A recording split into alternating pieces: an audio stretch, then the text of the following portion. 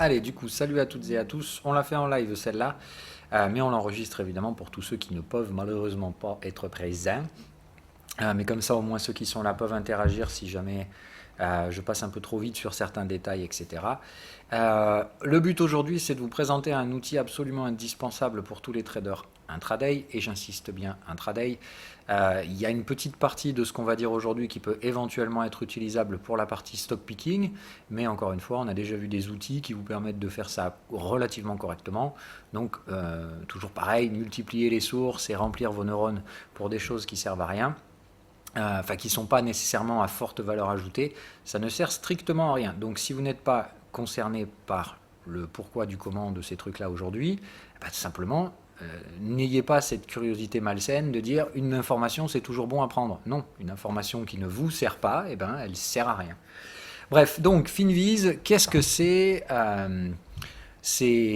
Alors, c'est chiant parce que ça traite que le marché américain, donc un jour peut-être qu'ils vont élargir aux autres marchés. Mais en tout cas, dans le traitement de l'information et dans la partie synthèse, on ne traite que les marchés américains, ce qui est un peu dommage, évidemment. On ne va pas pouvoir couvrir l'intégralité des possibilités de Finviz parce que, sincèrement, il faudrait des heures et des heures. Mais je vais essayer de vous faire un condensé de l'essentiel à savoir sur ce site et surtout pourquoi, si vous tradez les marchés américains en intraday, c'est absolument le truc à faire.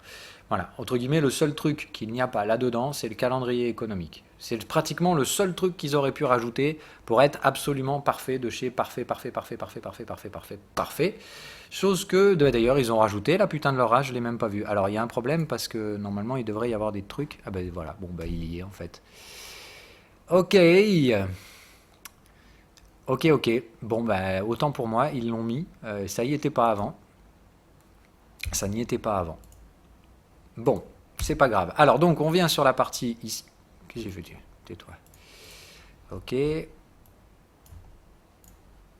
Voilà. Donc le principe de Finviz, donc c'est un truc qui va vous simplifier magistralement la tâche d'analyse de savoir si vous devez prendre en pas ou non un biais directionnel sur les marchés américains quand vous tradez en intraday.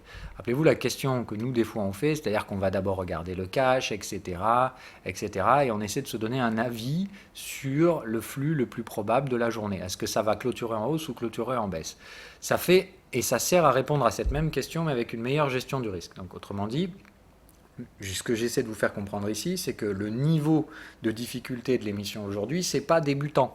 Débutant, contentez-vous déjà d'apprendre les règles que je vous apprends en intraday. Regardez votre marché cash, essayez d'avoir un sentiment haussier baissier. C'est pas nécessairement un élément crucial dans ce que vous devez faire derrière. C'est surtout après apprendre à bien respecter vos règles, bien contextualiser et faire votre trade intraday comme il faut. Là, ce qu'on fait, c'est donc pour les traders un petit peu plus avancés qui cherchent à apprendre un petit peu de choses. Donc, je répète, les débutants, c'est pas fait pour vous. Vous gardez ça pour plus tard, vous le mettez dans un coin de votre tête. Normalement, il me semble que sur YouTube, vous pouvez mettre à vidéo à regarder plus tard ou un truc comme ça. Donc, mettez-le dans un truc à regarder plus tard. Maintenant, si vous êtes un peu avancé donc en trading intraday, toujours pareil, l'objectif à travers le temps, c'est pas de maîtriser son truc et puis de rien faire d'autre. C'est toujours pareil, dans les marchés financiers, il n'y a pas 50 façons de faire, il faut prendre du risque pour essayer de dégager un peu plus de capital. Et qui dit prise de risque, dit qu'il faut maîtriser un peu plus de risque également de l'autre côté de la balance. Donc ce qu'on fait aujourd'hui, c'est de vous apprendre à maîtriser un petit peu plus la balance, limiter les probabilités de vous planter sur l'analyse de contexte dans votre trading intraday pour vraiment augmenter considérablement vos probabilités de taper juste sur la journée. Le but n'est pas de dire on va aller chercher cette zone ou cette zone, mais juste de dire aujourd'hui ça va clôturer en hausse ou ça va clôturer en baisse à Wall Street. C'est un exercice quand même très dur, hein, mais on fait toujours des probabilités et le but étant, plus vous êtes bon et plus vous êtes expérimenté, plus normalement ces probabilités vont taper juste, augmentant de facto vos gains, tout simplement parce qu'elles vont réduire les probabilités de vous planter. Donc toujours pas de magie. Et comment on réduit le risque? Il n'y a pas 50 façons, c'est toujours statistique, ou en tout cas il faut essayer de rendre des informations le moins subjectives possible. Parce que ce qu'on faisait nous d'habitude, c'est comme je vous dis, vous ouvrez votre graphique daily, vous regardez si au moins il n'y a pas de gap et de trucs comme ça, et vous essayez de vous faire un sentiment rapide, de vous dire est-ce que je suis en tendance ou pas en tendance, d'aller très vite dans cette partie d'analyse. Là du coup je vous apprends à y passer 20 minutes, de préparation de la séance américaine. Et évidemment, derrière, normalement, vous allez avoir un biais directionnel sur la journée. Ça ne vous empêchera pas d'acheter et de vendre au sein de la même journée. Mais comme toujours, je vous apprends que ce qui fait réellement la différence entre un trader qui va faire beaucoup d'argent et un trader qui fera un peu d'argent, c'est surtout que le trader qui fait beaucoup de blé, c'est le trader qui va bien moduler sa gestion du risque. C'est-à-dire qui rentre bien dans les nuances de gris. C'est celui qui va comprendre que dans une journée à favorité baissière, eh bien effectivement, il va falloir prendre un petit peu plus de positions vendeuses de préférence, mais surtout que la taille des positions vendeuses doit être largement supérieure à celle de l'achat. Ça n'interdit jamais l'autre sens directionnel, mais bien ça conditionne de façon plus évidente la gestion du risque que vous appliquez sur vos trades. Tout est encore une fois affaire de gestion du risque et pas juste de dire j'ai réussi à prédire que la journée serait haussière, donc je vais prendre plus de blé que celui qui a dit baissière. Ben non, en réalité, même si vous vous plantez, si celui qui est en face de vous fait une meilleure gestion du risque, il prendra plus de blé que vous. Et ça, c'est contre-intuitif, mais pourtant, il faut arriver à le comprendre.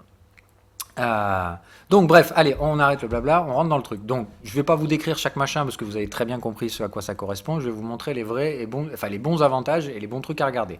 Donc le premier truc évidemment, c'est toujours de regarder par là. Regardez qu'est-ce qu'il y a au calendrier économique, regardez les dernières news. Bon, là il n'y a pas besoin de faire compliqué, vous n'avez qu'à regarder, c'est que des trucs mauvais. Évidemment, comme les futurs ont plutôt baissé, que font les chaînes d'information? Elles commentent. Donc le marché a baissé cette nuit, les bougies sont rouges partout, autrement dit, évidemment, il faut justifier pourquoi ça baisse. Donc aujourd'hui, pourquoi ça baisse? Tension à Hong Kong et apparemment donc le pétrole tombe. En fait, ça vous permet de juste savoir où regarder. Le principe, c'est que ça, du coup, ça veut dire, il n'y a pas besoin d'aller regarder le graphique du pétrole, ça tombe et apparemment, ça fait tomber les marchés américains. Enfin, ça fait tomber les futurs. Voilà. Donc apparemment le problème c'est la Chine, voilà, vous le voyez là, c'est de dire sur 5 news c'est China, Hong Kong, China, Hong Kong, China, Hong Kong. Vous avez compris, donc en gros le thème de la journée, ce qui va balayer l'information aujourd'hui, c'est la Chine. Voilà. On va un petit peu plus loin. Le deuxième truc qu'il faut regarder, donc après calendrier économique et sentiment un petit peu global, c'est pas d'aller descendre là-bas, tout ça, ça sert pas à grand chose, on le verra après, mais c'est immédiatement d'aller ici et de regarder en fait ces informations-là. C'est de dire, là c'est plutôt pour une vue swing, c'est de regarder donc si le marché est haussier et les baissiers, qui participent. Voilà. Et là, c'est une mesure très très large, c'est-à-dire on prend toutes les actions qui sont cotées NYSE, Nasdaq et MX. C'est donc, vous voyez, en fait, ça fait quasiment 7300 actions. Et vous regardez le truc, d'accord? Le but, c'est juste ça, c'est de dire qui monte, qui baisse sur la dernière journée. D'accord? C'était la journée précédente, ça. Donc le principe, c'est que vous voyez qu'aujourd'hui, les flux sont plutôt bear, puisqu'il y a 57% des actions qui baissent. C'est aussi con que ça, d'accord? On ne va pas chercher plus loin que ça. Le principe, c'est surtout qu'ici, il faut regarder s'il n'y a pas s'il n'y a pas des désynchronisations. C'est-à-dire où vous avez, sur la journée précédente, une journée acheteuse qui clôture avec des bénéfices et par contre, plus d'actions qui baissent. Ça va arriver. Le but ici, c'est pas de trouver des confluences, mais plutôt de trouver des divergences. C'est de dire, si ici, vous allez voir plus d'actions qui baissent alors qu'il y a eu une journée haussière, vous allez vous dire, il y a un truc qui ne va pas. La participation au marché n'est pas logique. Ça veut dire quoi? Ça veut dire que si ça monte, c'est probablement qu'on concentre les flux sur certaines zones, mais qu'à côté, ça distille. Ça va vous donner un peu des informations. La même chose. Regardez, donc là, sur hier, on a plus d'actions qui baissent que d'actions qui montent, d'accord? Mais dans le top 100, entre guillemets, on a 85% des actions qui font un nouveau plus haut. Bon, c'est de se dire, il y a quand même un petit problème sur le truc. Donc là, vous voyez bien que la participation au marché n'a strictement rien à voir. Sur l'ensemble des actions, même chose, sur NYSE et machin et compagnie, celles qui sont ici, vous en avez 81% qui sont au-dessus de la moyenne 50. Autrement dit, les flux moyen terme sont plutôt haussiers. Les tendances ici sont haussières sur la moyenne 50 et la fameuse moyenne 200 dont on parlait tout à l'heure, elles sont toutes en dessous. Autrement dit, les flux moyen terme sont bear, les flux court terme sont plutôt acheteurs, mais on a une participation du marché qui est totalement schizophrénique. Bon, vous voyez qu'il n'y a pas besoin de faire une analyse de 100 ans pour comprendre qu'il y a un problème aujourd'hui sur la participation du marché. Et de dire, on a beaucoup d'actions qui font des nouveaux plus hauts comparé à celles qui font des nouveaux plus bas. Par contre, on se fait déchirer la gueule sur le moyen terme. On est toujours sous les moyennes de 200, etc. Donc, c'est pas bien boule, mais c'est ça le sentiment qu'il faut voir. Ici, il y a clairement une divergence sur le truc. La plupart du temps, ce que vous allez voir dans une condition classique de tendance haussière dans le marché, c'est normalement ici tout est beaucoup plus vert. C'est-à-dire normalement, la moyenne 200, tout le monde est au-dessus, il n'y a pas de souci, et voilà. Hein, et donc au-dessus des moyennes 200, au-dessus des moyennes 50, typique d'une tendance haussière, la plupart des actions font des nouveaux plus hauts, et vous allez avoir ce paramètre-là qui varie, puisque tout simplement, là, c'est de dire combien il y a d'actions qui montent, combien il y a d'actions qui baissent sur la journée précédente. Voilà, ce qui est en soi donc totalement normal. Si vous avez eu une journée précédente baissière, vous allez avoir plus d'actions qui baissent, etc. Mais de temps en temps, vous allez avoir ici une divergence. Et c'est ça qui est important. C'est de comprendre que là, ce qu'il faut regarder, c'est 99% du temps, ça va être en accord. Et c'est tout à fait normal. Mais il y a des jours où ce ne sera pas le cas. Et ça vous donnera une information donc sur la divergence est une information qu'il va falloir prendre en compte derrière dans votre gestion. Ici, donc, on n'a pas de divergence hier. Par contre, là, il y a une très forte divergence. C'est-à-dire sur une journée baissière, on a 80%, enfin, sur toutes les actions qu'on fait un nouveau plus haut ou un nouveau plus bas, c'est beaucoup plus de nouveaux plus hauts sur une journée baissière. Bon, comment tu veux comprendre ça? Nouveau plus haut ne veut pas forcément dire en clôture. Je ne suis pas sûr de savoir ce qu'ils prennent là-dedans. Je ne sais pas s'ils prennent les clôtures. Putain. Bon, je crois que normalement c'est les clôtures. Mais donc ça veut dire, voilà, sur toutes les actions qu'on fait à la fois un nouveau plus haut ou un nouveau plus bas, 80% d'entre elles, on fait des nouveaux plus hauts. Ok, donc c'est beaucoup plus euphorie sur la partie qui monte que désespoir total pour la partie qui baisse. Et pourtant, c'était une journée baissière. Ok. Alors après, on peut jeter un coup d'œil ici. C'est relativement important des fois de regarder s'il y a concentration des flux dans un secteur. C'est-à-dire si dans une journée baissière, vous avez tout un secteur qui est bleu, enfin qui est vert, c'est intéressant de savoir à quel type de secteur on peut avoir affaire. Ok. Là, le truc qui est cool, c'est que si vous cliquez sur les industriels, derrière, vous allez pouvoir avoir un zoom et sur tout le truc. Voilà. C'est pour ça que Finviz, c'est de la pure folie furieuse. Voilà. Donc là, pareil, après derrière, vous pouvez utiliser la heatmap comme ça sur plusieurs durées, etc. Vous pouvez regarder les PE. Enfin, c'est vraiment super, super, super, super cool. Prenez le temps après de fouiller sur tout ce qu'il y a dedans.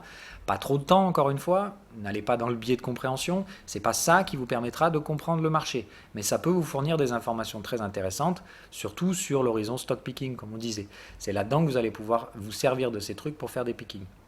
Mais c'est surtout, ce qui est bien là-dedans, c'est que vous pouvez avoir rapidement un coup d'œil de ce qu'on appelle la force relative. Et ça, c'est l'outil absolument parfait pour les stock pickers. C'est-à-dire que là, voilà, devant le coup d'œil, j'ai pas besoin d'ouvrir 40 graphiques, j'ai au moins un petit coup d'œil vite fait de ce qui s'est passé récemment sur ces actifs-là. Voilà. C'est très très très très important pour saisir du coup cet aspect de force relative. Qui est le plus fort, qui est le moins fort. Et quand on veut essayer de favoriser la composition d'un portefeuille, on va évidemment essayer de trouver et d'apprécier ces forces relatives. Jusque-là, tout le monde est accroché. On va revenir après sur la partie intraday. Mais on essaiera de faire un peu des deux, de parler un petit peu de la partie stock pick. Voilà. Donc là, si vous avez compris, pour les traders intraday, il suffit de regarder dans l'ensemble, d'accord, donc toujours en restant ici, il n'y a pas besoin de zoomer, de dire si c'est une journée haussière, est-ce que tout le monde a participé? Et c'est la même chose. Là, ce qu'on va essayer de chercher, ce sont des divergences, d'accord? On va essayer de trouver des informations qui ne correspondent pas au modèle théorique. Ici, on est plutôt dans un modèle théorique, c'est-à-dire, qu'est-ce qu'on voit hier? Tout le monde baisse, sauf quelques parties des cycliques. Voilà. Donc c'est ça, il n'y a aucun problème. C'est un secteur justement qu'on n'appelle pas cyclique pour rien. C'est de dire, c'est effectivement un secteur qui est souvent décorrélé, enfin qui peut se décorréler du reste de la cote. Autrement dit, hier, ça vend. Qu'est-ce qu'on fait? On est peut-être dans un cycle où les cycliques peuvent quand même être achetés. Donc que font les investisseurs? Ils rapatrient le pognon sur ces valeurs-là. Ok? Le but pour nous, c'est de savoir ce que font les traders à court terme, en intraday. Et de dire où vont se trouver les secteurs refuges et où se trouvent les secteurs sur lesquels ça tape fort. Vous voyez bien qu'hier, c'est où le plus rouge? C'est sur le secteur tech. Donc aujourd'hui, vous savez que le secteur tech, il va direct être sous pression. Après, on va voir où il se positionne, mais on sait qu'on peut regarder où se trouve le secteur tech. Si on veut se poser la question, donc si là on se dit, ok, j'ai retiré une information, à votre avis, on fait quoi? C'est juste pour voir si vous avez un peu l'intuition ou pas du tout. Donc là, ce qu'on voit, c'est qu'il faut aller regarder le secteur Indus, et il faut regarder le secteur tech. Et il faudrait, ouais, le secteur healthcare aussi qui se fait un peu démonter. C'est mes alertes, ça. Personne? Si on fait en live, les gars, c'est parce qu'il faut que vous participiez. Hein. Sinon, je laisse tomber et j'enregistre les émissions tout seul. C'est plus facile pour moi. Attendez, je regarde ce que c'est comme alerte qu'a déclenché. C'est quoi? Ah oui, oui, c'est la même que tout à l'heure. Donc, c'est rien du tout. Cool. Personne? Ok. Si vous continuez, je coupe le flux et je l'enregistre tout seul comme un grand. Non, je déconne. Donc le principe, c'est évidemment, on va cliquer sur ça et on va mettre sa petite machin sur les secteurs qui sont bien fait démonter, donc les semi-conducteurs en particulier, et on regarde la courbe globale des trucs. Vous voyez qu'en gros, les semis hier, ils se font déchiraves, alors que globalement, ça restait des tendances haussières. On est bien d'accord? C'est-à-dire que, alors je ne peux pas enlever ma souris, mais vous comprenez le principe là. Vous voyez toutes les courbes que vous voyez ici sur la droite qui peuvent vous donner ces trucs-là. Donc ça vous donne un avis, ça veut dire que là, donc on est dans quel type de contexte sur les semis? Là, je veux que vous répondiez quand même. On a des mouvements haussiers et tout le monde se fait déchiraviller à coût de 2-3% et compagnie. Non, pas des pullbacks. Enfin, ça peut être des pullbacks, ça c'est clair. Mais enfin, en gros, ici, on n'a pas vraiment l'information. Donc c'est vrai que là, il faudrait qu'on aille voir un peu plus loin. Donc effectivement, on va voir les semis. Non, vous faites un double clic à chaque fois et ça va un petit peu plus loin. Et hop. Voilà. Là, on peut voir beaucoup plus loin. Et là, on se dit, oh là, ouf, aïe, ouille. Déjà, c'est un peu moins bien. Alors, on va... market cap. Voilà. Donc là, en gros, je trie les semis par market cap, ce qui va me permettre donc de regarder les plus gros. Et quand on voit ça, on se dit, oh putain de sa mère la pute. Donc effectivement, c'est pas juste de dire hier elles se prennent une petite tatane sur les semi-conducteurs, c'est là, elles sont probablement en train de se prendre un reverse avec pour la plupart donc des sommets hebdomadaires descendants. Autrement dit, c'est pas bien excitant les semi-conducteurs. Donc vous savez une chose, c'est que les semis aujourd'hui, ils risquent de s'en reprendre une. Donc déjà, vous dites, c'est les influences de mon marché aujourd'hui, il va bien falloir surveiller ce qui se passe sur les semis, ça risque de taper fort, et si ça tape fort sur les semis, c'est un signal baissier de moyen terme qui va être donné. Ok, donc vous savez déjà sur quel secteur vous allez devoir apporter une information, enfin apporter un regard plus poussé que les autres. Ok ? Bon, on a avancé, c'est-à-dire qu'à partir de ce truc-là, le premier truc qu'on a vu, c'est aujourd'hui, il faut faire attention aux semis. Hier, ils se sont pris une tatane. S'ils en reprennent une aujourd'hui, ils vont donner des signaux hebdomadaires.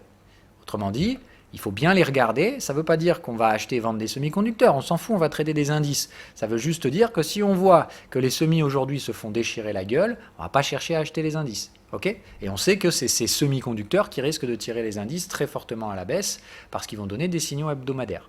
Ok ? Mais on n'a pas fini. On a dit derrière, il faut aller regarder les secteurs où ça monte. Donc on fait le même exercice, mais très rapide. Encore une fois, normalement, ça va vous prendre un quart d'heure, 20 minutes, quand vous savez ce que vous faites. Il faut apprendre à avoir ce processus. Donc on rappelle, pour l'instant, on a dit dans l'ordre, on regarde ces deux-là en premier pour se faire un peu le sentiment de marché. Ici, c'est plus de dire qu'est-ce qui va ponctuer notre journée, quelles sont les thématiques qui vont traverser, entre guillemets, le marché, et on voit bien que donc aujourd'hui ça va tourner autour de la Chine. Derrière, donc comme on l'a dit, on va chercher des incohérences dans la structure de marché, ici d'abord, et ensuite on peut utiliser la heatmap. Donc là on a dit, on va regarder vite fait les cycliques, mais bon, c'est pas non plus le secteur le plus flippant, donc on a dit, où est-ce que ça paye bien?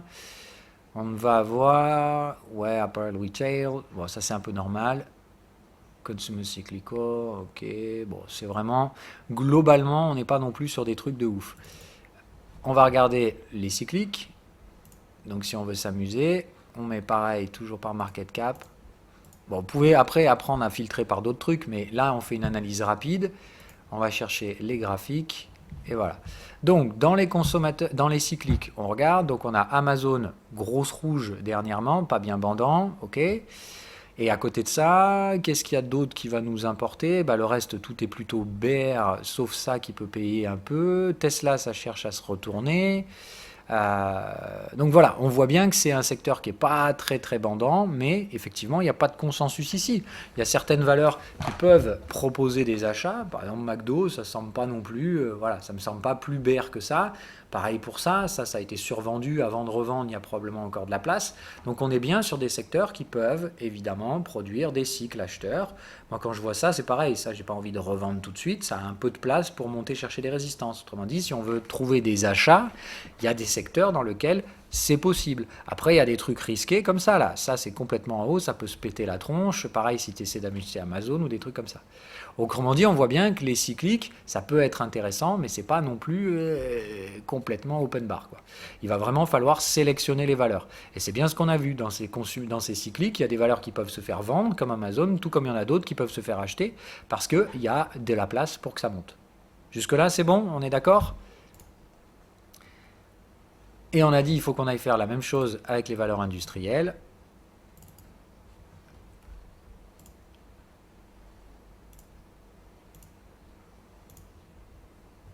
Ok. Graphe. Voilà.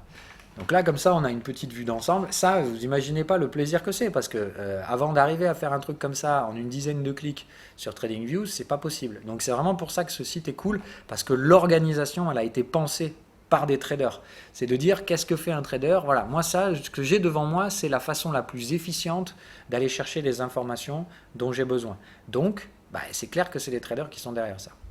Donc le délire, c'est même chose ici, on doit se faire une analyse globale. Rappelez-vous qu'ici, on n'est pas là pour faire une analyse d'une action en particulier, on ne fait pas du picking. Dans du picking, justement, on passerait beaucoup plus de temps à analyser tout ça. Là, le principe, c'est de chercher l'ensemble, d'accord, et de dire qui est le plus fort. Enfin, est-ce que tout le monde est faible ou est-ce que c'est équilibré? Voilà, le but, c'est de se faire une vision d'ensemble. Qu'est-ce que ça vous donne qu'est-ce que vous avez comme vision d'ensemble sur ce truc-là? Juste pour avoir l'avis que vous en avez. Est-ce que ça vous semble plus ou moins coordonné, genre tout le monde a plus ou moins la même structure et ça va plus ou moins tout le monde dans la même direction, ou pas? Et surtout, si c'est pas le cas, est-ce que vous voyez deux camps qui se dessinent, ou est-ce que c'est carrément, ça vous paraît abstrait, tout le monde va dans chacun son sens, et en gros, c'est vraiment, il n'y a pas d'aspect statistique à chercher là-dedans. Je vous rappelle que ce qu'on fait ici, c'est pas de mettre des jugements de valeur, cette action elle va là, mais plus de chercher des statistiques, donc des moyennes, on agglomère des informations. Voilà. Et là, l'avantage, c'est que vous arrivez quand même à bouffer 16 graphiques. Vous ne voyez pas tout, mais vous voyez les 16 plus grosses market cap de ce secteur. Donc, ce n'est pas une information extrêmement précise, mais c'est une information statistique, pondérée. On n'est pas là pour avoir 100% de chance d'avoir raison, mais juste de se faire un avis un peu plus éclairé que de regarder le S&P 500, d'accord, qui agglomère en fait toutes ces boîtes. Ok, effectivement, elles ont plutôt un destin relativement sensiblement le même. On voit bien que par exemple, celle-là un peu moins, mais ça, tout ça, c'est la même chose. Même ça, on pourrait dire que c'est à peu près le même destin. Bon, celle-là a un destin un petit peu différent. On dirait ces deux-là sont à mettre dans un cas spécifique, avec celle-là éventuellement. Toutes les autres ont à peu près la même forme, sauf ces deux-là qui se font déchirer. Mais on voit bien qu'il y a quand même un secteur. Enfin, globalement, c'est très hésitant et on voit qu'il y a de la place pour retracer. Sauf UNP et encore celle-là, il y a de la place. Mais entre celles-là qui sont déjà sous des résistances, toutes celles-là, justement, qu'est-ce que ça a comme type de contexte?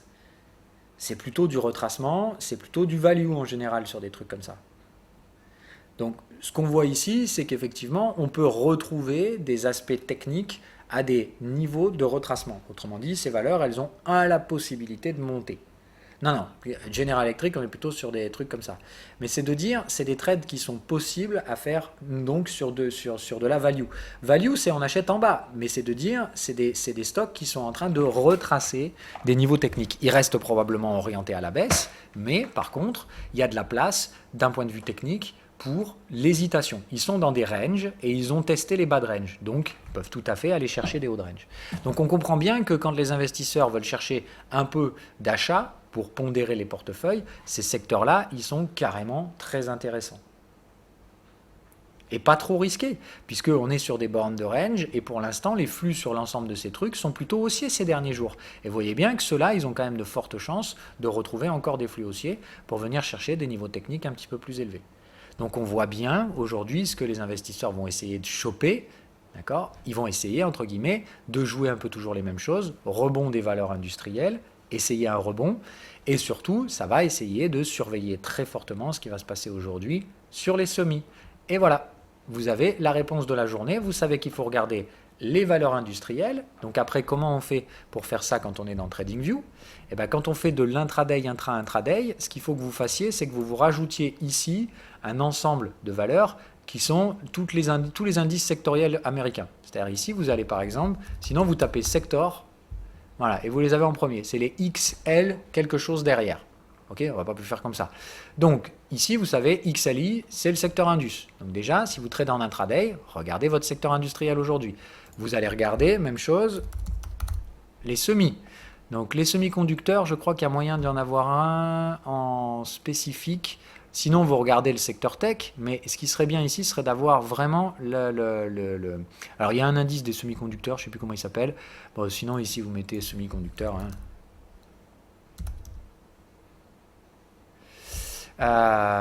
SMH, ouais, on peut prendre un trust. C'est toujours, ça m'emmerde parce que je sais pas ce qu'il y a dedans, donc c'est vraiment ça qui est chiant.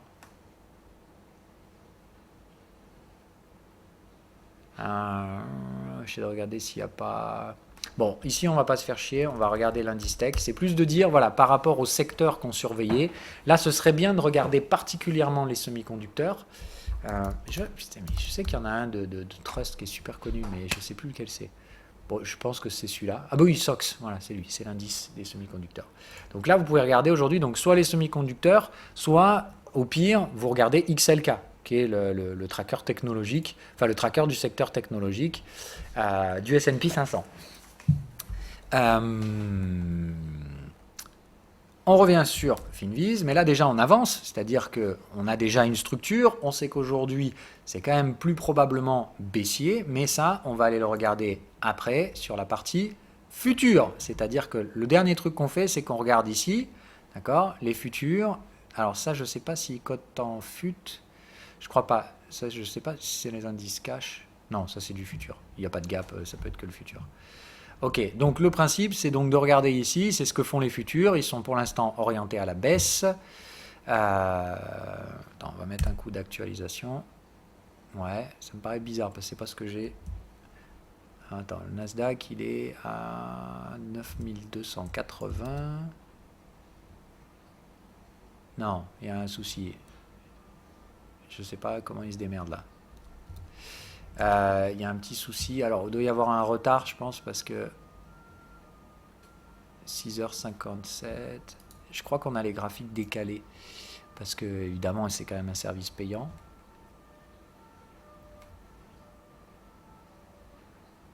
Ouais, ok. Bon, c'est pas grave. Le but, de toute façon, c'est de se faire un avis. Donc, même s'il y a 20 minutes de retard, c'est pas la fin du monde. Normalement, vous devez faire cette préparation avant le début de la séance et de préférence avant 14h30. Rappelez-vous, 14h30 pour les États-Unis, c'est un peu comme 8h pour le DAX. Il se passe déjà des choses à 14h30. C'est un peu c'est la préouverture, en fait. Voilà. C'est-à-dire que la liquidité arrive dans le marché interbancaire qui peuvent commencer déjà à ce moment-là, à eux, à s'échanger des actions hors du cash. Voilà. Et après, le marché cash arrive, tout le monde peut acheter, vendre et compagnie. Mais sur la partie interbancaire, ils ont déjà accès à la liquidité à partir de 14h30. Bref, ce qu'on regarde ensuite, c'est absolument pas ça, on s'en fout, d'accord? Toutes ces informations, elles peuvent nous servir évidemment sur d'autres cas, mais on va sur la partie future, ok? Et c'est là où, évidemment, il faut aller relativement vite, mais je vous recommande de mettre les charts ici également et de regarder plutôt le daily ou carrément l'horaire si vous voulez vraiment faire une lecture à plus court terme. L'horaire, ça peut être intéressant. C'est vrai que pour faire de l'intraday, je dirais plutôt horaire et daily pour les piqueurs. Mais voilà, là le délire, c'est juste de voir, donc très rapidement, comme on avait dit, on revient sur les cotes au début, on regarde qui monte, qui baisse. Bon, de toute façon, dans les news, on avait compris que le WTI se prenait une tatane, donc comme on l'a dit, c'est pas la peine de regarder trop ça, on le sait déjà. Voilà. Mais là, le principe, c'est vraiment de se faire une idée d'ensemble. Comme je vous dis, on n'est pas là pour chercher la petite pépite, ça c'est ce que fera le piqueur, mais on est plutôt ici pour dire quel est l'ordre d'ensemble, est-ce qu'il y a une information stratégique qui émerge de tout ça. On regarde un peu donc qui est payé, qui n'est pas payé, et on regarde s'il y a des divergences. Moi là, franchement, il y en a une qui me saute aux yeux, mais tout de suite, elle est tellement énorme que j'espère que vous la voyez. C'est pas une information très très très utile en soi, mais on va clairement la noter. Est-ce qu'il n'y a pas un truc ici qui vous semble anormal? Enfin anormal, on va dire pas logique.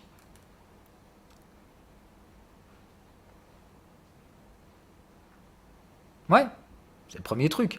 Le gaz et le pétrole qui sont totalement opposés, ça devrait quand même vous sauter aux yeux. C'est de dire comment tu peux avoir les pétroles qui sont survendus aujourd'hui, alors qu'à côté, tu as toutes les autres matières premières, enfin, tu as la plupart des matières premières donc, qui se font démonter. Et qu'est-ce qui se passe? Tu en as d'autres qui montent. Tu as le platine, le gold, voilà. Donc au niveau des matières premières, il y a bien donc deux secteurs qui se séparent, donc c'est intéressant d'aller essayer de regarder ce qui se passe sur l'ensemble de ces secteurs, qui montent, qui baissent, et surtout, est-ce qu'il n'y a pas une information qu'on peut aller chercher là-bas? Est-ce que c'est bullshit de range habituel, de dire, bon, bah effectivement, il y en a qui montent, il y en a qui baissent, on est dans des ranges, ou bien est-ce que là, au contraire, il y a une information majeure qui se met en place sur ces secteurs-là? Donc là, premier truc à faire, on sait qu'il y a un truc à regarder sur le secteur énergie. Ok? C'est là donc où on passe sur nos graphiques, et effectivement, on va regarder les données. Et on se dit ici, bah, qu'est-ce qui se passe? Ok, le gaz naturel essaye de rebondir et le WTI essaye de baisser. Ce qui en soi a l'air quand même de faire du sens, puisque ici on voit bien qu'il y a carrément de la place à la hausse, alors qu'ici on est quand même en train de monter depuis un bon moment et il est tout à fait logique qu'il y ait des prises de bénéfices. Donc qu'est-ce qu'on vient de voir? On vient de voir ici qu'en gros, c'est pas franchement cataclysmique, mais c'est plutôt normal ce qui se passe. Parce qu'en fait, on a plutôt un effet de normalisation, c'est-à-dire un effet de rattrapage. Donc, c'est plutôt du range. On est d'accord? Donc, c'est pas important, entre guillemets. Ça va parler du pétrole, etc. Mais le pétrole en soi, l'information n'est pas intéressante. Elle n'est pas relevante. Par contre, on a bien vu que sur les semi-conducteurs, ça c'était extrêmement important, que ça pouvait déclencher des signaux hebdomadaires. Donc il faut clairement qu'on regarde ça.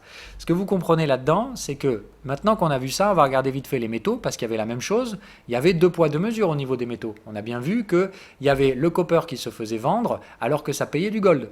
D'accord? Donc la même chose, on essaye de voir. Et là, par contre, il y a une information très intéressante. Est-ce que les métaux, aujourd'hui, il faut les regarder? On a dit, du coup, les matières premières, non. C'est probablement du range. Et le fait qu'il y ait une asymétrie sur les différents contrats, n'en soi, n'a aucun intérêt, puisqu'on va juste, entre guillemets, soit réduire les spreads, soit en tout cas, il n'y a pas d'intérêt spéculatif. Pour nous, il n'y a pas d'information qui surgit de ça. Mais les métaux, pour moi, il y a un truc qui doit vous sauter aux yeux. Alors, si ça ne vous saute pas suffisamment aux yeux, on passe en hebdomadaire. Mais voilà, on est clairement sur des stratégies qui sont plutôt de reverse. C'est-à-dire que là, ici, par exemple, silver, on est sous les résistances. Il y a de fortes chances que ça revende. Le même chose sur le platine. Le copper a très faiblement retracé. Bon, voilà. Le pala, il est en plein triangle, donc lui, il ne va pas nous intéresser. C'est un truc purement spéculatif. Mais ça nous explique pas mal de choses. Ça nous explique surtout que là, on est probablement en train de faire un reverse sur l'ensemble des métaux.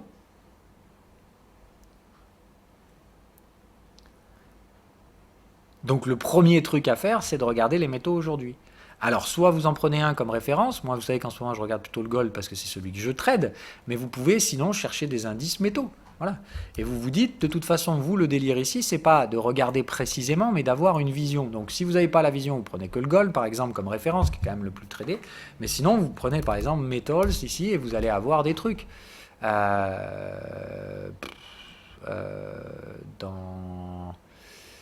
On va regarder, non pas dans les futurs, voilà.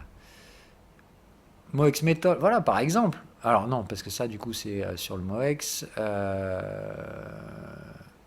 Voilà, Nasdaq, OMX, ça c'est pas mal par exemple. Voilà. Ou celui-là, GCI, alors, mais celui-là il est en end of day. Mais celui-là il va être intéressant. Voilà. Pour représenter un peu ce qu'on veut. Donc nous ce qui va nous intéresser, vous savez que par exemple vous pouvez regarder ça aujourd'hui. Ça va être un tracker métaux qui ne prend pas que le gold, c'est-à-dire du coup qui est plus représentatif pour vous. Et là, vous avez votre graphique intraday et vous n'avez pas besoin d'aller chercher plus loin que ça. Après, évidemment, vous faites toujours quand même votre travail, d'aller regarder s'il y a un gap. Donc aujourd'hui, on va probablement gaper à peu près par là sur le S&P 500. Donc on sait qu'il y a un gap qui est béant ici sur le cash aujourd'hui. Donc le premier truc qu'on fait, on fout une alerte dès qu'on se rapproche de ce gap pour ne pas l'oublier. Voilà. Allez, par exemple. Mais c'est comme ça qu'on prépare sa session américaine. Ok? Donc on note ces gaps, ces machins, c'est vraiment important. Et là, on en revient sur l'analyse qu'on avait faite. Sauf que là, par rapport à celle qu'on fait d'habitude, où on vient en 2 minutes et on se dit alors flux baissier, flux haussier, voilà. Là, on vient d'apporter une information technique supplémentaire. Aujourd'hui, on sait où il faut regarder. D'accord? Ce qui va nous intéresser, c'est de dire où ils en sont nos métaux aujourd'hui. Ils sont sur support et ils peuvent tout à fait entamer des phases de retracement. Mais est-ce que ce support il va être payé? Il n'y a aucune chance que ce soit un bottom. Il n'y a pas de contexte, il n'y a rien du tout. Donc c'est probablement ici des petits rebonds au maximum qu'on va avoir. Et évidemment, on va attendre que ça rattaque. Mais on va regarder comment les métaux se comportent. Mais au mieux, vous voyez qu'on est plutôt parti sur des petits pullbacks. Autrement dit, dès que ça retrace un peu, ça va normalement revendre. Là, on est en UT Daily. Donc évidemment, on va râler un peu plus court. On va se mettre en horaire. Voilà. Et on voit bien, notre pullback ici, il est fait. Hein. Vous voyez bien les deux vagues. Tac. On voit bien qu'ici, on a fait les deux vagues de hausse, qu'on a fait les retracements. Il faut vérifier qu'on ait bien fait le Fibo 23. On va se mettre en 4 heures. Voilà. Bon, on ne peut pas faire mieux. Fibo 23, range mature sur l'UT inférieur, ça pue la poursuite baissière aujourd'hui sur les métaux. Hein, pour ne pas se compliquer la tâche, on est bien ici dans un schéma typique probable de tendance baissière qui risque d'aller installer un excès final, donc de juste déborder un tout petit peu le bottom, sans que ce soit fin du monde non plus. Mais tout ce qu'on sait, c'est que ce support, il ne faut pas le payer. On sait qu'on va probablement le déborder, et on pourra éventuellement dire les métaux risquent de se reverse sur la zone suivante. Voilà. Mais donc aujourd'hui, les métaux, ils ont quand même une probabilité assez sensible de rester orientés baissier. Dans le schéma global, en tout cas, les gens ne vont pas trop acheter de métaux aujourd'hui. Ici, on va se mettre en horaire pareil sur nos semi-conducteurs pour avoir une vision d'ensemble. On voit bien la même chose, qu'on arrive à la même conclusion que celle qu'on a vue. Sur les semis, c'est soit ils arrivent à sauver le truc et c'est bien, soit ici on donne un signal de vente et ça va pisser le sang parce que derrière, ce support-là n'a aucune chance de tenir. Donc on sait que le support sur les semi-conducteurs, c'est probablement minimum là. C'est juste pour vous donner l'ordre de grandeur du truc. Donc il faut faire très attention aujourd'hui. Évidemment que la session américaine, elle est très très importante. Évidemment qu'il faut regarder les semis. Voilà. Parce que si les semi-conducteurs donnent un signal de vente hebdomadaire et que ça vend la semaine prochaine, c'est 20% qui prennent dans la gueule les semis. Voilà. Autrement dit, les baisses qu'ils ont fait hier de 3% à peu près, c'est peanuts comparé à ce qui les attend si jamais on donne un signal de vente et qu'il est confirmé. Ok ? Et de notre côté, on a bien vu qu'à côté, le secteur industriel, lui, on va se mettre en horaire même chose pour être tranquille. On voit bien que notre secteur industriel, il est sous résistance, mais que lui, s'il revient chercher les supports, il y a de fortes chances que ces supports soient payés. Ok ? Et évidemment, si aujourd'hui il cherche à monter, le délire, c'est de maintenir les semi-conducteurs sur support, éviter qu'ils donnent le signal de vente et pousser sur le secteur indus pour essayer de franchir une résistance. Donc dans un biais haussier, vous savez qu'aujourd'hui, ils vont tout faire pour taper les industriels. Vous savez que dans un biais baissier, c'est les semis qui vont se faire déchirer direct. C'est pas bien compliqué, mais comme ça, vous avez des informations supplémentaires pour orienter votre gestion du risque au milieu de la journée. Mais après, le boulot, ça reste le même. Hein. C'est de dire, on se fout sur le futur, on ne traite les achats et les ventes que sur les zones qui nous intéressent, mais on aura une information supplémentaire. Vous savez par exemple que si on se retrouve sous résistance et que vos semis aujourd'hui sont en train de se prendre une patate et qui sont juste en train de faire des pullbacks, vous savez que vous pouvez taper sur les ventes sur le S&P 500 sans trop de problèmes. Ça tirera l'indice et le sentiment de l'indice plutôt à la baisse. Maintenant, si vous voyez qu'à l'ouverture, tout de suite, les industriels vont chercher les résistances, franchissent des résistances, vous savez que les boules essayent de défendre et que le sentiment sera peut-être plus haussier aujourd'hui. Ok ? C'est aussi simple que ça. Le reste, après, on applique toujours ces règles, c'est-à-dire qu'on ne traite pas un sentiment. D'accord ? Ça sert à orienter le sentiment. C'est jusqu'ici l'information que vous avez, elle est plus précise que simplement l'analyse qu'on avait déjà fait en intraday. Autrement dit, vous pouvez prendre un peu plus de risques. Comment on prend le risque ? Ça permettra d'orienter et de pondérer les achats et les ventes.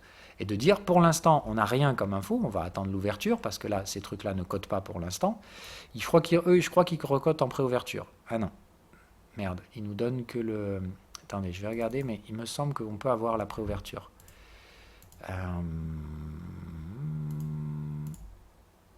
Voilà. Sur ces graphiques-là, vous pouvez avoir les données en préouverture. C'est-à-dire, vous pouvez savoir où on se positionne à partir de 14h30. Ouais, c'est ça, voilà. À partir de 14h30, il vous redonne un peu de liquidité. Okay, autrement dit, là, il est 13h. Dans 1h30, on va pouvoir savoir où se positionnent ces différents indices. Ok ? Donc, c'est vraiment important que vous arriviez à maîtriser cet ensemble d'outils. Ouais, je vais les laisser, moi, les charts intraday. Hein. Bon. Voilà. Ok, donc est-ce qu'il y a des questions ou est-ce que tout est clair ? Après, on ira faire un petit point rapide sur l'utilisation de Finviz en stock picking. Mais pour les traders intraday, vous pouvez vous servir de ce truc-là pour, du coup, affiner votre pondération des achats et des ventes en intraday. Comme je vous dis, l'intérêt ici, c'est pas de dire je pense que la session va être acheteuse, donc je vais faire un max de blé à l'achat, mais plus de dire, quand vous allez avoir des opportunités acheteuses, vous allez favoriser un levier supérieur aux achats que celui des ventes. Voilà. Et en faisant ça, bah, si vous avez juste, vous allez prendre effectivement plus d'argent, mais si vous avez tort, normalement, vous n'allez pas trop vous faire démonter non plus, puisque c'est vraiment une gestion du risque sur plusieurs états, c'est-à-dire l'état de sentiment de marché, mais en plus de ça, vous avez votre gestion du risque technique qui, normalement, vous évite que vous vous positionnez sur des zones de merde. Voilà. Et c'est souvent de dire, l'intérêt dans le marché, c'est pas d'avoir tort ou d'avoir raison, mais d'essayer d'être dans le mood actuel de ce que font les autres opérateurs. Et si les autres opérateurs sont comme vous, spéculatifs, pour la plupart c'est le cas, hein, normalement dans les marchés, comme je vous dis, on a surtout une vision spéculative. Donc le principe c'est que normalement, si vous avez cette idée-là, d'autres doivent l'avoir et il doit y avoir cette mise en place de la gestion du risque, qui doit normalement réduire votre probabilité de vous péter les dents. Voilà, voilà. Alors évidemment, je rappelle quand même qu'en ce moment, on vit des marchés, on vit dans des marchés un petit peu spécifiques et très spéciaux, qui consistent surtout en fait à oublier toute cette partie gestion du risque et tout ça, et simplement dire oh, la banque centrale achète, alors on ne se pose pas de questions. Ok, donc on fait un petit peu attention dans les marchés actuels. C'est là où il faut surtout pas vous gonfler le sentiment et vous gonfler le ciboulot à dire oh putain, c'est génial Finviz, du coup je peux prendre du levier. Non, hein. On arrive en marché estival, on vit dans une autre planète de gestion du risque parce que banque centrale. Donc voilà, prenez toujours en compte le contexte global. C'est juste que là, je vous donne des informations que vous pouvez utiliser dans votre gestion intraday, en plus des informations existantes qui sont donc, il faut quand même être au courant de ce qui se passe dans le contexte global des marchés quand on fait de l'intraday. Le coup de dire je mets juste mes œillères et je me réveille chaque matin, non, hein, c'est débile. Aujourd'hui, on sait que les marchés sont un peu spéciaux et qu'on doit faire avec. Donc évidemment, ce n'est pas le moment de mettre des leviers, mais bien de moduler. C'est de dire, dans le contexte global, il faut réduire ses tailles de position, etc. Nanana, mais si on choisit un biais directionnel sur la journée, on va évidemment essayer donc de savoir ce qu'il faut regarder pour s'orienter, mais surtout, derrière, là, entre guillemets, aujourd'hui, qu'est-ce qu'on en retient? On en retient que les deux cas sont possibles. Tout dépend ce qu'on va avoir à la préouverture. Est-ce que la préouverture favorise les achats de valeur industrielle pour tenter un petit sauvetage et essayer de maintenir les semis sur le support? Donc essayer dans ce cas-là de former un support sur les semi-conducteurs, ou si au contraire on voit que les semis sont partis pour se prendre une autre tatane aujourd'hui, et dans ce cas-là on sait qu'on favorisera les ventes sans hésiter sur l'indice S&P 500. On surpondérera les ventes, ou alors on garde les ventes à un niveau normal, mais on sous-pondère les achats. Voilà. Après, vous pouvez avoir donc d'autres stratégies qui consistent à faire autre chose que de l'intraday, qui consistent à faire de l'arbitrage, ou dans ce cas-là, si aujourd'hui vous avez un biais vendeur sur les marchés, c'est plus intéressant de faire vente semi-conducteur, achat de valeur industrielle, et dans ce cas-là, vous allez faire ce qu'on appelle des hedges. Mais ça, c'est un autre truc, et comme je vous dis, c'est plus proche dans ce cas-là de la notion hedging et stock picking. On en parlera de ça peut-être dans d'autres vidéos, pour éviter de trop bourrer sur celle-là. Donc pour la partie spécifique à l'intraday, l'important c'est de comprendre que si vous rentrez dans le détail, vous n'avez rien compris à la bonne façon d'utiliser ce genre d'outils. Ici, le but c'est vraiment de voir une vision d'ensemble et de chercher des anomalies. Et une fois que vous avez détecté ces anomalies, de regarder si ces anomalies peuvent s'inscrire dans des contextes particuliers. La plupart du temps, les anomalies se construisent dans des contextes de range, donc vous le sortez. Le principe, c'est vraiment de trouver les anomalies qui se construisent dans des schémas spécifiques de reverse ou de pullback, etc. Dans un range, en général, vous ne pouvez pas tirer parti de l'information puisque c'est par définition de l'hésitation. Ce qu'on a bien vu aujourd'hui, c'est qu'il y avait mise en place d'un rebond technique où il y a encore de la place sur les valeurs industrielles, mais on voit que par contre, il y a un risque de reverse sur les semi-conducteurs. Voilà, vous avez toute la thématique de la journée. Vous savez que ça va évidemment parler de Chine et de pétrole aujourd'hui, mais on a bien vu que le pétrole, en fait, c'était un faux ami. Il ne sert à rien parce qu'il est plutôt en fin de mouvement acheteur, donc on s'en bat les couilles, il est en range pour nous, jusqu'à nouvel ordre. Par contre, on a vu que sur les métaux précieux, on avait un risque de reverse sur les UT Daily, que donc évidemment, là, ce n'est pas du tout sans intérêt de regarder un indice des métaux précieux aujourd'hui. Voilà. Donc on fera des cours derrière après sur ces trucs-là, on pourra faire des cours sur le hedging et des trucs comme ça, et vous verrez qu'on réutilisera en partie ces mêmes informations, mais on les utilisera de façon différente. Quand on fait du hedging ou quand on fait du picking, là ce qui nous intéresse, c'est pas simplement la décorrélation c'est ce qui nous amène vers les informations qui peuvent être intéressantes, mais derrière on tire parti de ce qu'on appelle la force relative, d'accord ? Et ça, c'est une autre chose qu'on apprendra, c'est comment mesurer les degrés de corrélation, justement, puisque quand on fait du hedge, putain, je vais y arriver, quand on fait du hedge et quand on fait du picking, ce qui nous intéresse justement, c'est d'essayer de profiter de cette force relative, chose que ici on a totalement inhibée. La force relative, en fait, on s'en fout. Nous, ce qu'on va essayer de savoir, justement, c'est l'aspect global, et on va surtout pas essayer de rentrer dans le détail. Restez global quand vous faites des analyses FinViz. Parce que je vous connais tous, et évidemment, quand vous êtes débutant et que vous êtes noyé d'informations, quand vous arrivez sur un truc comme ça, il y a plein d'infos, qu'est-ce que vous faites? Vous essayez de donner du sens à chaque information, et retenez bien ce que cette phrase-là dans la tête. Si vous êtes en train de chercher des détails, c'est que vous ne faites absolument pas ce qu'il faut. Ok? On garde une vision d'ensemble quand on fait de l'intraday sur ce genre de site, et Dieu sait que vous allez avoir envie de chercher la petite bête partout pour dire putain, je suis sûr qu'il y a une info cachée et compagnie. En fait, quand vous faites ça, vous faites l'inverse de ce qu'il faut faire. Restez vraiment sur de la vision d'ensemble et essayez au contraire de chercher des décorrélations sur les mouvements globaux. Ensuite, vous essayez de leur donner un peu de sens, sans chercher à comprendre et à tout, voilà, mais juste de dire, est-ce que cette décorrélation est due à des effets de range, ou à des effets de reverse, ou à des effets de pullback dans les tendances, ou des trucs comme ça. Ok? N'oubliez pas que, donc, que si besoin, vous pouvez retrouver l'intégralité en fait, des informations, donc comme je vous dis, les indices sectoriels et compagnie, dans TradingView, dans lesquels vous pouvez derrière faire une analyse plus approfondie. C'est-à-dire que là, par exemple, si je faisais une analyse de mes cyclicals, d'accord, si je voulais faire, par exemple, comme on avait dit sur un truc comme ça, le principe ici, c'est de dire, derrière, vous allez avoir les différents graphiques, ok, snapshot, c'est quoi déjà? Ah oui, voilà, c'est carrément, ok, d'accord, donc là, le principe, c'est quand vous avez un peu tout ça, alors vous pouvez vous balader, regarder un peu tous les autres trucs, mais ici, donc le principe, c'est de dire, si je regarde tous mes graphiques, pensez bien toujours à venir ici trier par market cap. Voilà, pour avoir quand même la partie la plus représentative devant les yeux. Ok, et dites-vous bien, toujours, ce qui est absolument important ici, c'est d'avoir une vision d'ensemble. Pas de s'attarder sur un cas particulier et de dire ah putain, Amazon, ça, c'est ce qu'on fait quand on fait du picking. Ok, où là, on vient chercher justement la force relative, qui est le plus fort, qui est le plus faible et comment on va pouvoir construire des hedges.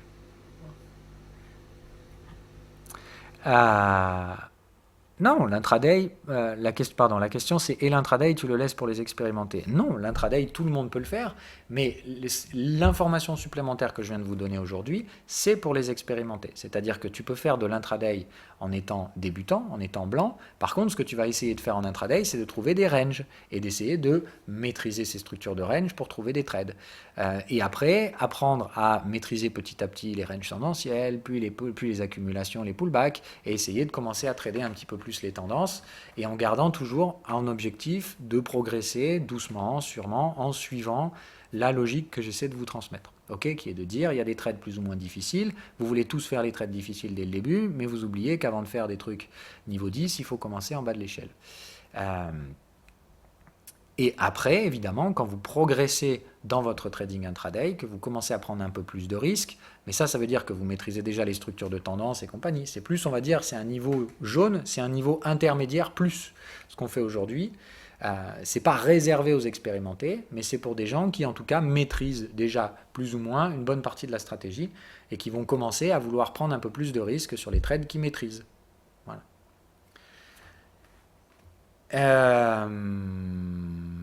Question ou on s'arrête là? Moi, j'ai fait le tour de tout ce que j'ai à vous dire. Évidemment, le site peut vous proposer d'autres trucs intéressants. Ça vaut le coup de fouiller, mais retenez bien que, comme d'hab, la curiosité peut aussi devenir un très vilain défaut. C'est-à-dire que quand il y a beaucoup d'informations comme ça sur ces sites, très rapidement, vos biais de compréhension sont mis à très rude épreuve. Je vous dis, vous allez avoir le sentiment que c'est là que se cachent les détails qui vous manquaient. Ben non, voilà, encore une fois, dès que vous avez ces sentiments-là, c'est que vous partez dans le mauvais sens. C'est-à-dire qu'en fait, vous allez détruire tout l'intérêt de ce truc-là. Ok, donc pensez bien à ne pas rentrer dans ces biais. Vous allez les avoir, c'est sûr et certain. Donc essayez de bien les identifier pour bien les couper le plus vite possible. L'intérêt de FinViz, c'est sa vision d'ensemble pour la partie intraday. Si vous rentrez dans le détail, vous partez en couille. Voilà. Le site bourré d'informations de très bonne qualité, mais encore faut-il savoir chercher, encore faut-il savoir ce que vous cherchez. Si vous cherchez pour chercher, Ça sert à rien, encore une fois. Je vous dis, c'est souvent un biais de compréhension qui se met en place. C'est-à-dire, vous ne savez pas du tout ce que vous cherchez, vous essayez de découvrir le truc. Voilà, c'est intéressant, mais par contre, apprenez bien que si vous faites ça, la probabilité de tomber sur une information vraiment intéressante, elle est quasi nulle. Parce qu'en fait, vous ne savez pas du tout ce que vous cherchez. Par contre, ce qui est intéressant quand vous fouillez, c'est d'essayer de comprendre ce que sont ces différentes choses et dans quel contexte vous devez les utiliser. Ça, c'est positif. Okay, c'est plus de dire, baladez-vous sur le site et apprenez à construire des boîtes pour dire, ah ouais, ça va être vachement utile quand je vais faire ça. Et ça va être vachement utile quand je vais faire ça. Mais si vous cherchez comme ça sans trop savoir, bah en fait, tout ce que vous allez trouver, c'est souvent de la merde. Donc, pas de trade à partir d'un truc que vous ne maîtrisez pas, mais si vous avez la curiosité, essayez de la placer comme il faut. Et dites-vous bien que ce qui est important, c'est bien de savoir où vous rangez les différents outils qui sont proposés ici. Et tous les outils ne sont pas à utiliser. Voilà. Donc moi, je vous ai proposé mon premier rangement qui vous permet de rentrer doucement sur le site avec au moins un premier cadre. Et n'oubliez pas donc de surtout pas vous dire « Ah putain, j'ai découvert un truc fantastique et je vais mettre de l'argent dessus ». La plupart du temps, voilà, j'espère que le message est passé. La plupart du temps, vous allez faire n'importe quoi parce que vous allez utiliser des informations que vous cadrez très mal. Voilà, voilà. Et bien, si on a fait le tour, je vous souhaite à toutes et à tous une agréable journée. Je vais me taper la même chose en anglais maintenant. Et donc, bon après-midi à tous et bonne session US.